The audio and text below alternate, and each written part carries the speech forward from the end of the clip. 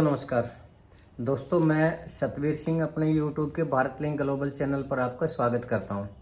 दोस्तों आपको लगभग पौने 2 साल पहले का दिन याद है? 28 मई 2023 का दिन नहीं याद? चलो मैं याद दिलाता हूं आपको।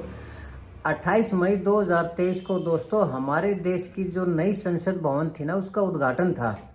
और उस उद्घाटन के टाइम पर हमारे देश के जितने भी बड़े बड़े मंत्री थे, वीवीआईपी थे वो, और जो मीडिया थी पूरे देश की नहीं, पूरी अंतर्राष्ट्रीय मीडिया आई हुई थी। और ये हमारे लोकतंत्र का एक राष्ट्रीय पर्व था। क्योंकि हमारे देश की जो सबसे बड़ी पंचायत है, उसका जिसको मंदिर बोलते हैं, संसद भवन, उसको मोदी जी उसका उद्घाटन कर रहे थे, तो उसको राष्ट्रपति को समर्पित कर रहे थे।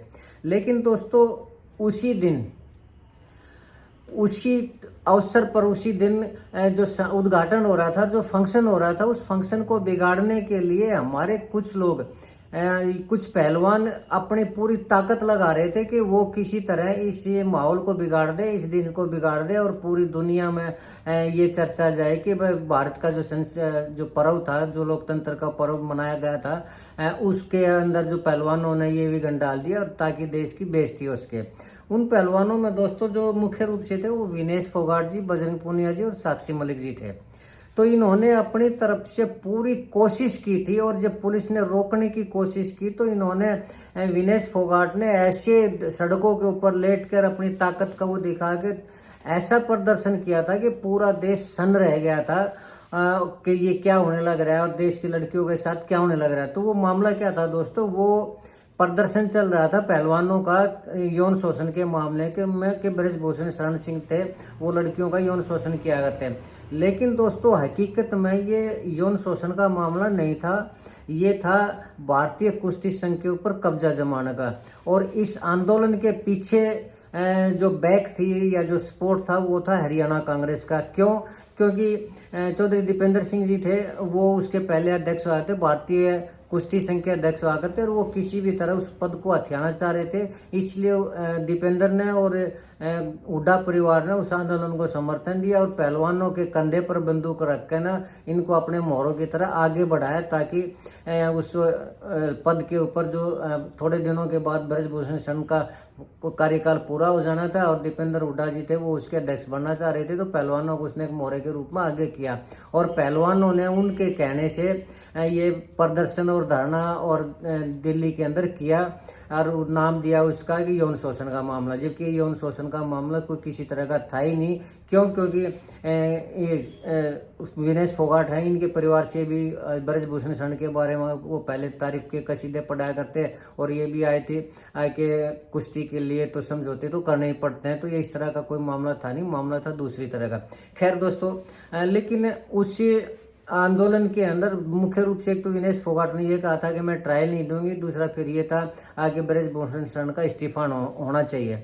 तो दोस्तों प्रधानमंत्री नरेंद्र मोदी ने और हमारे अमित शाह जी हैं, इन्होंने पहलवानों की वो करते हुए, भाई क्यों लड़कियों पहलवान, लड़कियों का आंदोलन है और समर्थन मिला हुआ है लोगों का, पहलवानों का भी समर्थन है, तो क्यों इस बात को आगे बढ़ाया जाए।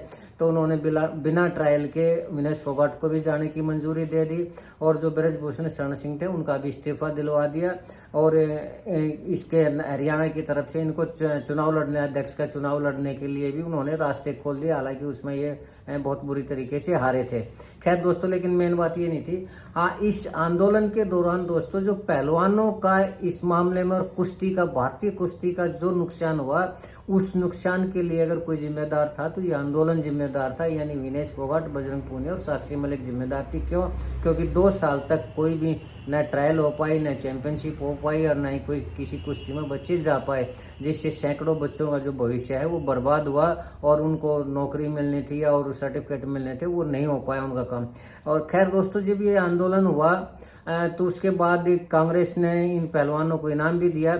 लेकिन उससे पहले जो बिना ट्रायल के विनेश फोगाट ने वहाँ जाना था ओलंपिक में, तो उसकी परमिशन मिल गई।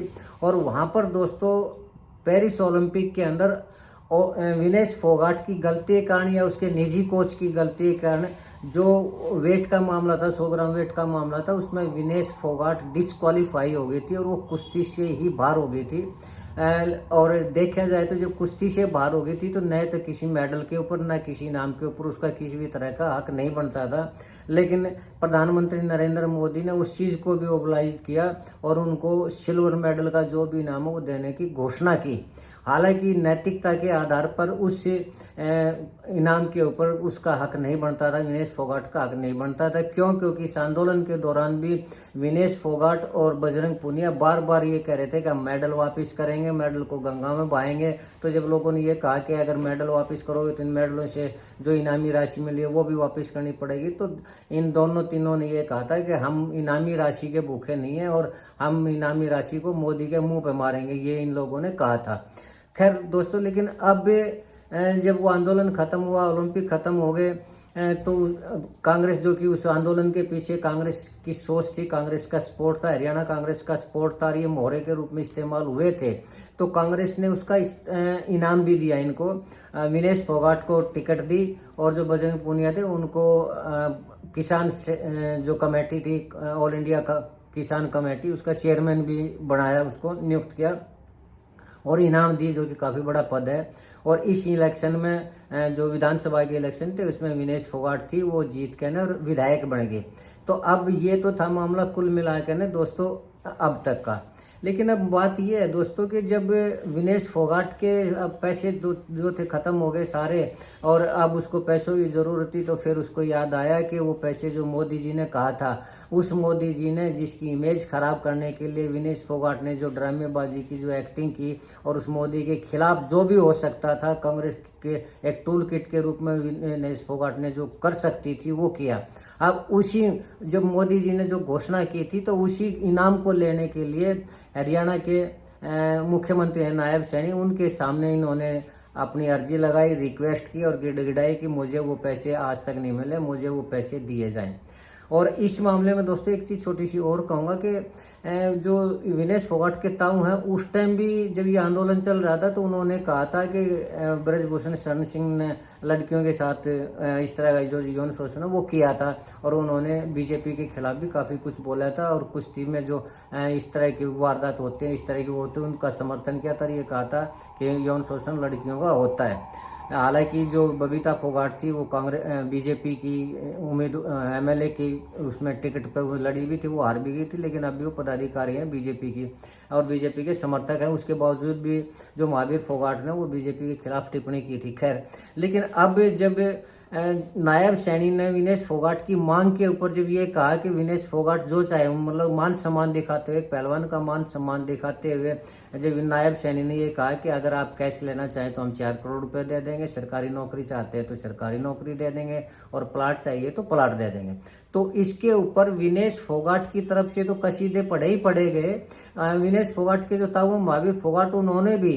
बीजेपी के इतने कसीदे पढ़े और कांग्रेस के ऊपर इतना बुरा भला कहा कि कांग्रेस के राज में गद्दे तक नहीं मिला करते। वो ये भूल गए कि उसी कांग्रेस ने विनेश फोगाट को एमएलए बनाया है, जिताया, उसको टिकट दी और उसी कांग्रेस ने ऑल इंडिया कांग्रेस किसान कमेटी का जो चेयरमैन है वो बजरंग पूनिया को बनाया गया, जो कि उसका दामाद है, उसका महावीर फोगाट का जो लड़की है, उसकी भाई की लड़की है, उसका जो हस्बैंड है वो बजरंग पूनिया, उसको भी इतना बड़ा पद दिया। लेकिन उसके बावजूद जो कांग्रेस की बुराई की वो वास्तव में ये दिखाता है कि इन लोगों में कितनी नैतिकता है। लेकिन दोस्तों ये तो चलिए उसके ताऊ की बात थी, लेकिन मेन बात ये है कि अब जब सरकार ने विनेश फोगाट को जब इनाम और ये देने की कोशिश की और जब विनेश फोगाट ने उसकी तारीफ में, नायब सैनी की तारीफ में कसीदे पढ़ने शुरू किए, तो इसमें एक सवाल उत्पन्न होता है दोस्तों। एक सवाल विनेश फोगाट जी से और एक सवाल बजरंग पूनिया जी से भी होता है। विनेश फोगाट जी जो उस टाइम पर मोदी के खिलाफ इतना कुछ करने लग रही थी, गालियां देने लग रही थी उसको और लड़कियों का दुश्मन बताने लग रही थी, देश का दुश्मन बताने लग रही थी, तो आज उसी मोदी के एक मुख्यमंत्री से वो पैसे लेने के लिए जो गिड़गिड़ा रही है, तो इसमें सवाल ये है कि क्या ये नैतिकता है? और ये तो मोदी जी ने चलो घोषणा कर दी देर सवेर, वो तो दे ही देते, लेकिन क्या इस इनामी राशि के ऊपर हक पड़ता था विनेश जी आपका? और अगर इसके ऊपर हक पड़ता था तो फिर वो किस अधिकार से आप कह रहे थे कि हम मेडल के भूखे नहीं है, हम इनामी राशि के भूखे नहीं है, हम मोदी के मुंह पे मारेंगे? जब अगर मोदी के मुंह पे इनामी राशि मारनी थी तो आज किस मुंह से गिड़गड़ा रहे उसी इनामी राशि को लेने के लिए। और इसमें एक सवाल बजरंग पूनिया जी से भी है। बजरंग पूनिया जी ने इस मामले में अभी तक एक भी शब्द नहीं कहा है। क्या उनकी जबान को आज लकवा मर गया है क्या? या फिर उनको ये दिखाई दे रहा है कि आज विनेश फोगाट को कुछ मिला है तो क्या पता मोदी सरकार या नायब सैनी सरकार मुझे भी कुछ दे दे। अगर ये उम्मीद है, नैतिकता को छोड़कर अगर बजरंग पूनिया जी ये उम्मीद कर रहे हैं, तो मुझे ऐसा लगता है कि हम जब स्कूल में पढ़ा करते, आप जब स्कूल में पढ़ा करते तो एक प्रार्थना हुआ करती सवेरे कि तुम ही हो माता पिता, तुम ही हो बंधु सखा, तुम ही हो। तो बजरंग पूनिया जी आप वो प्रार्थना करने शुरू कर दीजिए नायब सैनी जी के लिए और मोदी जी के लिए।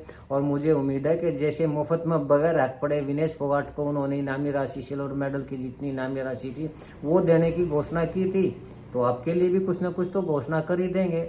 नैतिकता का या इज्जत का क्या फर्क पड़ता है? कोई बात नहीं, पैसा चाहिए ना आप लोगों को, तो पैसे के लिए आप प्रार्थना करिए उनके सामने, नए नए गीत गाइए, आपको ही पैसा मिल जाएगा।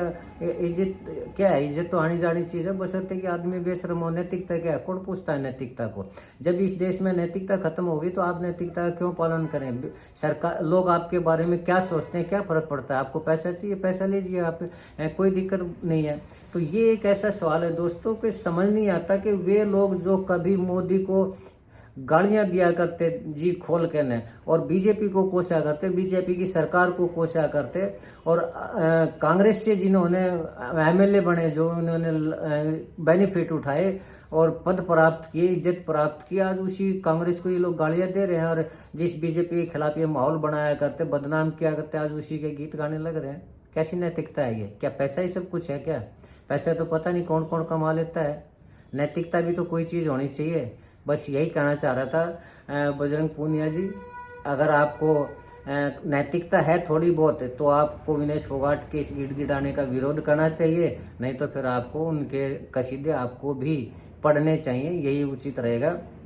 खैर दोस्तों, आज के लिए मैं इतना ही कहना चाह रहा था। बाकी ये मेरा सोच ठीक या मेरा मानना ठीक है या नहीं है, मैं आपसे प्रार्थना करना चाहूँगा कि आप मुझे ज़रूर बताएं, कमेंट करके ज़रूर बताएं। हो सकता है मैं गलत हूँ, हो सकता है आप ठीक हो। अगर मैं सही हूँ तो आपसे प्रार्थना है कि आप मेरे इस वीडियो को लाइक करें, शेयर करें दोस्तों। और अगर मैं गलत हूँ तो भी कमेंट करके बताएं कि मैं गलत हूँ। हो सकता है मैं गलत हूँ, ताकि आपके कमेंट करने से, आपके बताने से हो सकता है मैं अपने आप को ठीक कर लूँ। तो आज के लिए इतना ही दोस्तों। आपने मेरा वीडियो देखा इसके लिए बहुत बहुत धन्यवाद। एक प्रार्थना मैं जो रोजाना करता हूँ फिर करना चाहूँगा कि आप मेरे इस चैनल को सब्सक्राइब जरूर करें, क्योंकि आप सब्सक्राइब करेंगे तो मेरा भी हौसला बढ़ेगा और मैं आप तक इसी तरह की जो वीडियो लाता रहूँगा। इसके साथ ही आपने मेरा वीडियो देखा उसके लिए बहुत बहुत धन्यवाद। नमस्कार, जय हिंद, जय भारत।